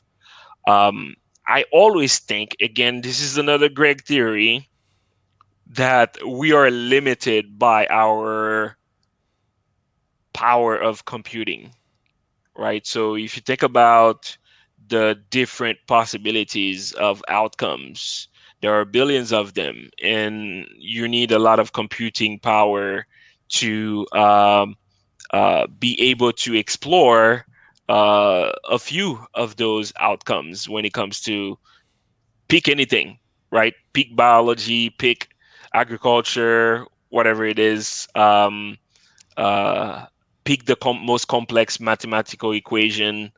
um, so with what they're doing with quantum computers, being able to showcase that it's able to compute way faster than a classical computer, it's promising. And my wish is that it's made available through the cloud by the many, for the many, for us to access and apply in different things. So me personally, I want to see how it can help solve complex, uh, uh, machine learning computations for transportation, for example, for the creation of vaccine, for example.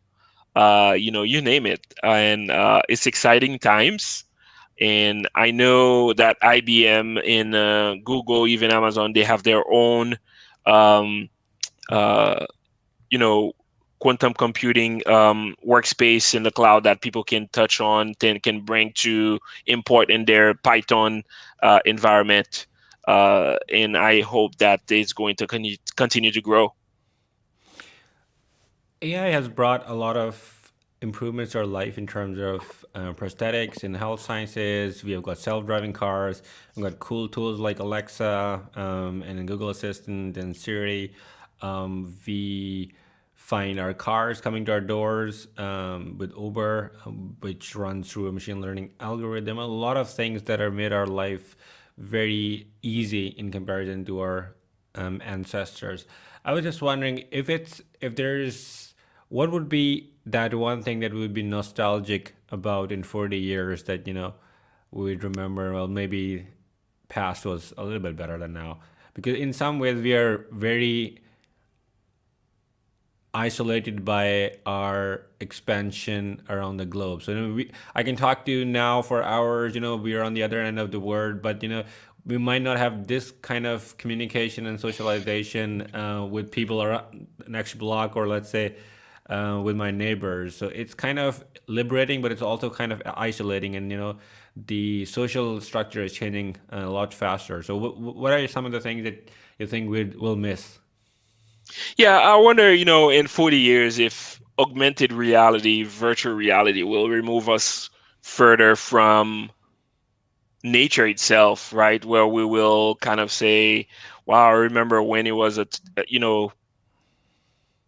privilege to be able to be in touch with nature and get close to that. So uh, I can see a digital world continue to be painted where people will have avatars at some point, and they'll have different personas on the web to navigate whatever virtual world that smart folks are creating right now. And in 40 years, it will be like, well, I wonder what Central Park looks like, right? So I want to have a go take a walk.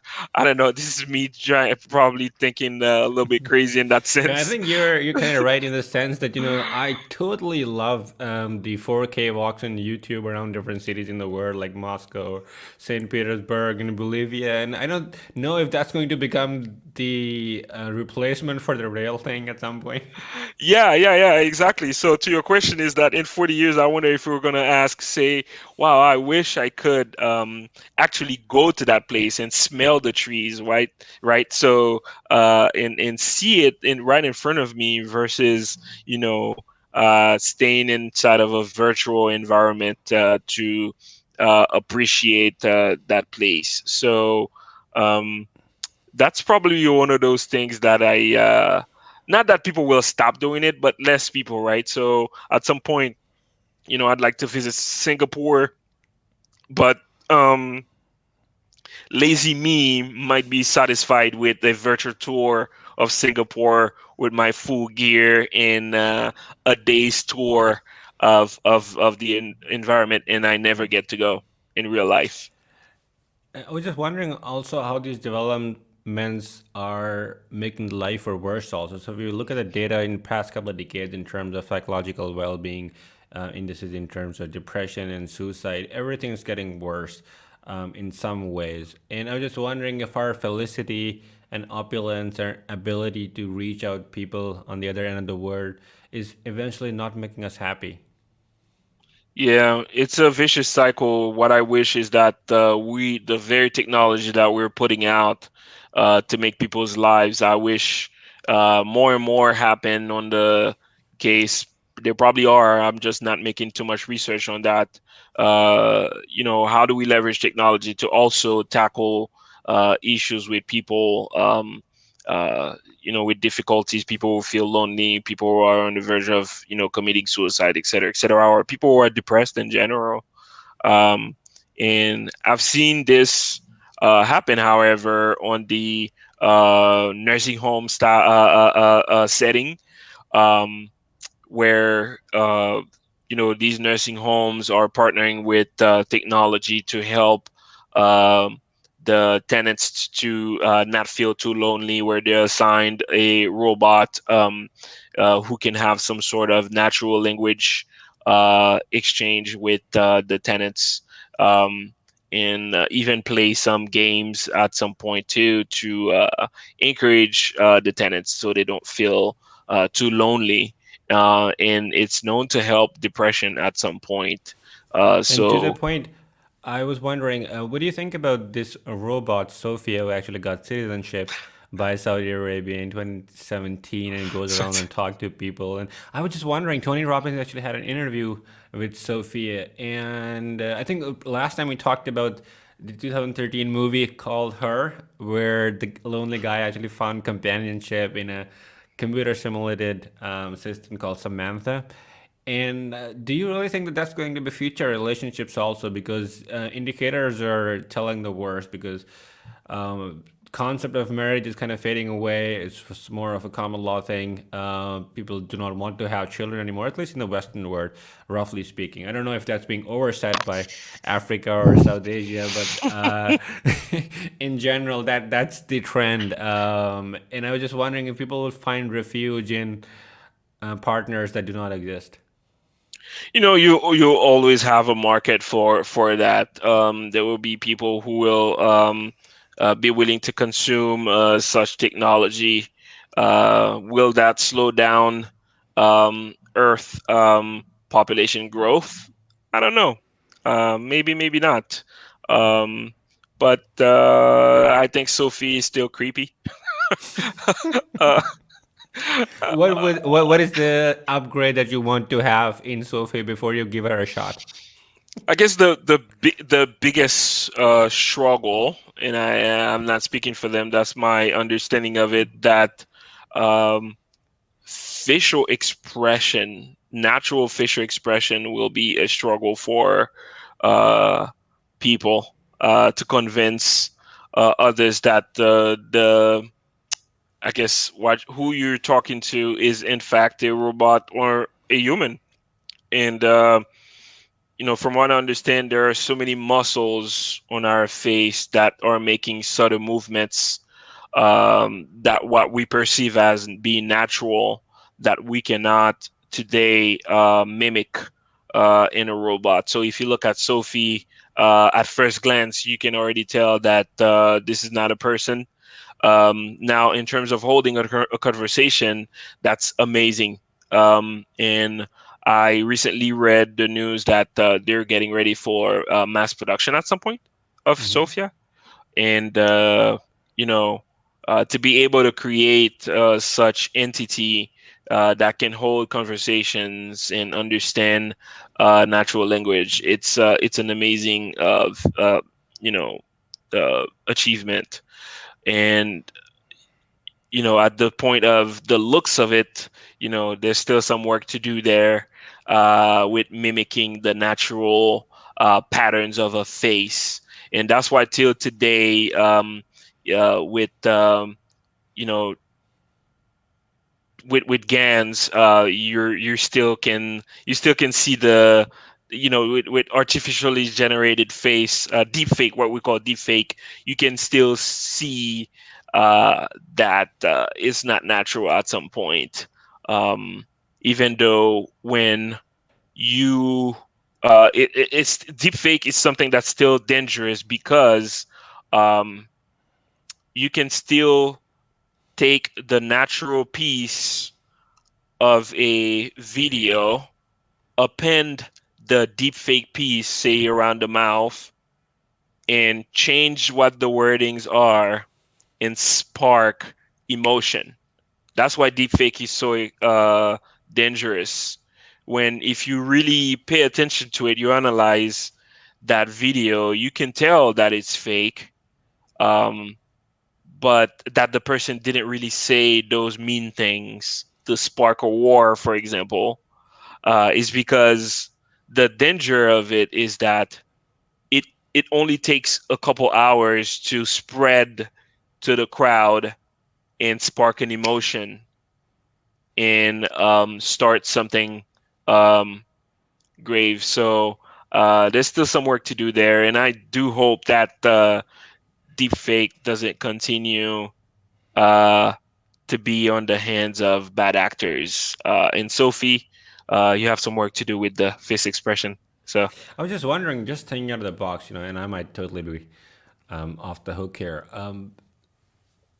Look at the neuroanatomy of the face. So if you have your sensory motor nerves that actually go in your face, and when you cry or when you smile or when you smirk or when you raise your eyebrow, these are the nerves that are actually at work. And I'm just wondering if you could more control like muscle, right? Yeah, so if you could actually control the fingers and arms and biceps and legs and everything else, why did not they actually think of connecting the skin from the inside through the same facial nerves that human anatomy has in its face, and then trigger those nerves when it thinks of a word which is associated with a positive memory or sad word or a negative emotion or disgust or anger or regret and things like this. It shouldn't be too hard. What do you think? Yeah, so I guess again we're coming about that's my theory, right? So the Greg Greg theory. theory. So the Greg theory says, I think there's going to be a season called the Big Bang Theory, and now on your theater in your neighborhood, the Greg theory coming up at. yeah. So mm, the way I understand it is the face has multiple, thousands of little muscles making movements, and they make movements based on how we feel, how we're expressing ourselves with regards to how we think, or what we're saying, or what we're seeing, and things like that. Um, it's quite hard to um, uh, understand what you're thinking. You can't visualize that yet to append it with or associate it with an expression of the face. Kind of like, oh, I'm pleased to see that person today. So I'm going to do a very subtle smile kind of thing. Or I'm kind of surprised he's there. So my face turns stiff kind of thing.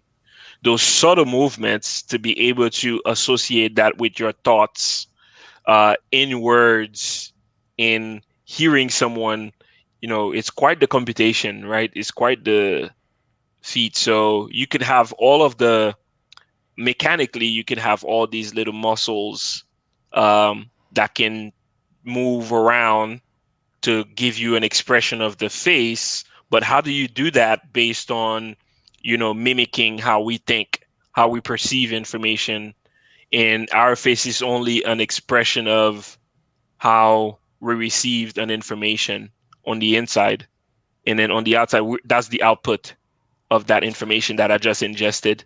So it's kind of hard to mimic that. I was wondering if there's another path we can take to train Sophie, which is to where she can actually mimic the acquired ambience in which she is. For example, if everyone's laughing, she starts laughing also, or at least, those muscles get activated. There's a paper that I actually shared on LinkedIn, I think it was yesterday, and it's fantastic research. Now you can do neuroscience in your basement also. So they had this human to human interface. And by the way, his name is Greg also. The Greg Gage, his TED Talk is very famous. So he has this human interface. You could put, wire your hand and plug that in the interface. So we have this nerve in the arm and it controls these three fingers. So, what you can do is not only you can send the impulses to the nerve to actually move the three fingers, you can actually do that to another person. So, for example, if you're hooked up to the interface and patches, and I have that, and I can put it to transfer my nerve impulses to yours, you're involuntarily are going to be doing the same movement that I'm going to be doing. And they have got this fantastic Vox documentary also. Just go check this out. Now, just wondering if that's something how we can train Sophie to move the parts of face or the body from overridden impulses. That's just one of my Star Wars theory. Yeah, yeah, I can see that possible. As long as you put all of these, you know, nerves inside of Sophie, right? So, which is another feat to achieve.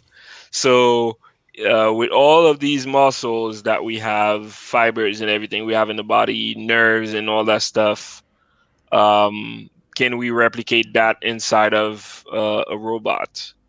That's the challenge, right? Because if I'm going to send a signal here for the other arm, for the other person to receive that same, you know, uh, thing better exist on the other arm too for that robot to So what respond, you I mean guess. is that they should have all the anatomy that human beings has You before have we to have can. parity. You have to have parity. That's at Exactly. least that's my theory. You have to have some sort That's of sure. parity, and to be able to mimic that. Now, the whole, Sophie laughing in the room like everybody else, it's good, right? It's achievable. It's already achieved. Knowing when to smile and stuff like that is the how. How is Sophie smiling without looking creepy, right? So, uh, That's a good question. It's so gonna freak you when a robot smiles at you. yeah, What's wrong with you? yeah. So that's the thing. So that's the imitation of muscles to make it look natural. That's the I guess, um, struggle in my opinion. Um, you can program how, you trigger the smile, but the how is like, I'm not liking those gums, Sophie. So, I don't uh, even know if I want to know how she cries. yeah, exactly. So I don't want to see that. So it's probably going to be something, also creepy. So, because, how do you mimic a real human cry? So, and we cry so many ways, we smile so many ways, yet we see them across the board. Every single human smile we see looks natural, but when a robot does it, for some reason, it stands out. No, just wondering. We're talking about Sophie smiling and crying. There are people, like real people. I don't want to see them smile or cry. Come on, let alone it's a robot. Come on, So save yeah, it. Sophie will be an oddball there. So, regardless, I guess you have to have a minimum viable product, right? So, if it's True. already solving issues for others, by no means do use Sophie for your use cases, right? So let's not, make a smile be a stopper for, your usage of, Sophie in the real world. So Greg, I was just wondering. We've talked about future and Sophie and other things. Let's go the other way. So, if there's a time machine that you can actually use, where would you want to go, in what time period, and what would you want to be? Like a historical figure, a king, an emperor, a warrior, a saint, golem, anything. I'm gonna go futuristic on you, man. I want to be. No, you cannot go in future. I'm I talking can about a go in the time future, machine to time go machine, back. go back. Oh man, I thought you were a time machine to the future Future too. is Sophie Okay. already. So, um, if I could go back, I would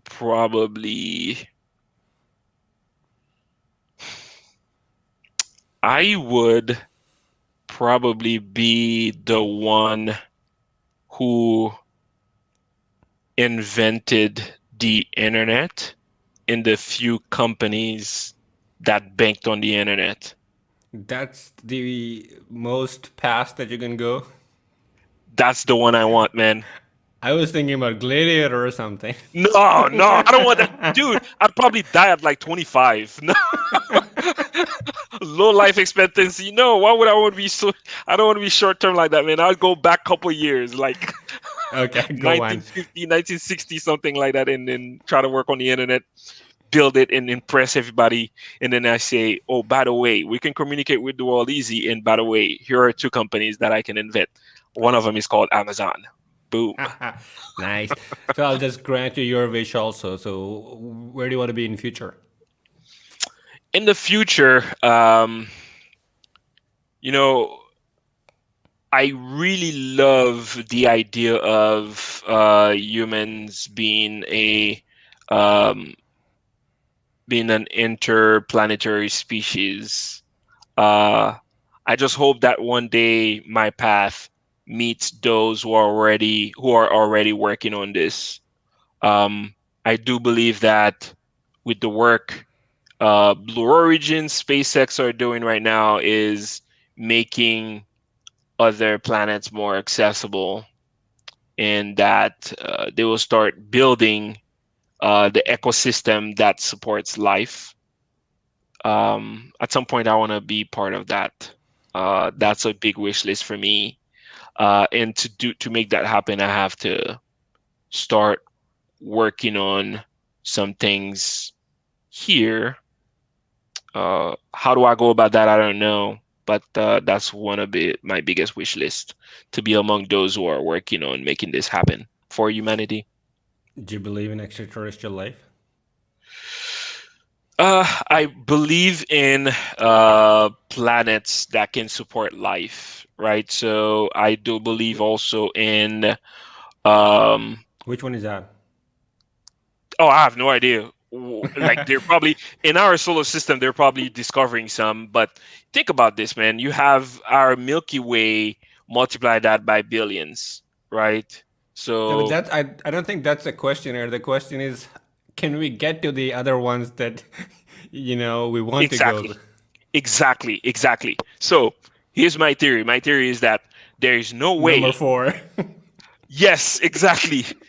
There is no way that Earth can exist the way it exists to support life after billions of years of evolution to support a single cell that turned into what we are today, um, that another planet wasn't able to do so. When we have confirmation that there are billions other systems like ours that are out there in the universe, there's no way, right? So if you think about it, you mean to tell me out of all these billions of possibilities, this one, Earth, didn't repeat itself another time? That's what randomness is all about, right? Randomness of events would say that out of those billion, you know, of planets, of galaxies, of solar systems, there will be another planet that did the same thing or is conditioned just like Earth, right? That's able to support life. We just can't get there. And maybe that's the best for both parties because we'd end up killing each other, maybe, or uh, being so surprised. I don't know. Who knows what would happen? But I do believe there's something there. Probably not in my lifetime we'll be able to prove that, but I do believe it exists, man. um, do you would you call yourself a man of science or a man of religion, or is there a room of spirituality in this sci-fi life that you envision? Yeah, so for me, I cannot explore the scientific world without being tapping into my spirituality. If that makes sense. My spirituality is what helps me travel the scientific world and explore and travel distances to understand the bigger picture. So I would say I'm a man of both, right? So you can be both and understand the limitations that science has over uh, uh, the spiritual world. So a lot of things happen on the scientific discovery because of us humans tapping into our spirituality to make those happen. Um, I'd say I'd love to be able to you know, to explore and use both for advancements. There's no book says I can't do both. So you don't think that science kind of erodes religiosity or spirituality in people, and vice versa? Well, religion. When I say religion now, I'm limiting myself. You can be religious, and depending on your religion will put a limit to the power of science, and vice versa. It will. Uh, huh? It will. Yeah, I would say the religion will say, well, this is where science stops. Boom, because religion says, et cetera, et cetera, et cetera. Right? Um, but I mean, I'm not talking for all religions, but some religion will say, uh, uh, well, I'm bigger. And then science will say, well, religion doesn't exist, kind of thing. So I kind of remove myself from considering myself as a religious person, but more of a spiritual person, right? So I do believe of a higher entity that connects us all, which is what us humans call God. I do believe in that, and that's what's helping me tap into my spirituality. That's what's helping me connect with humanity and also connect with the power of nature. Um, And then to me, science is a tool used for discovery of the fundamental truth of our universe, right? So, and both I would say would be limited per se, right? So science cannot give us all the answers, and religion still cannot give us all the answers, even though some people say religion gives us all the answers. I don't believe so. Some people might read the scriptures and say, well, I'm still not convinced. I need more kind of thing, and feel like their questions are not answered. So it goes both ways. That's what I mean to say. Yeah. Greg, it's been a blast having you on a Sunday morning and getting to know the Greg theory and Star Wars, French Creole, Sophie, and a lot of other things that we talked about. Thank you so much for being here. Everyone else, stay tuned. Subscribe to the podcast and YouTube. Me and Greg are going to sign out now and I'm going to have our spicy foods. Thank you so much and see you in the next episode.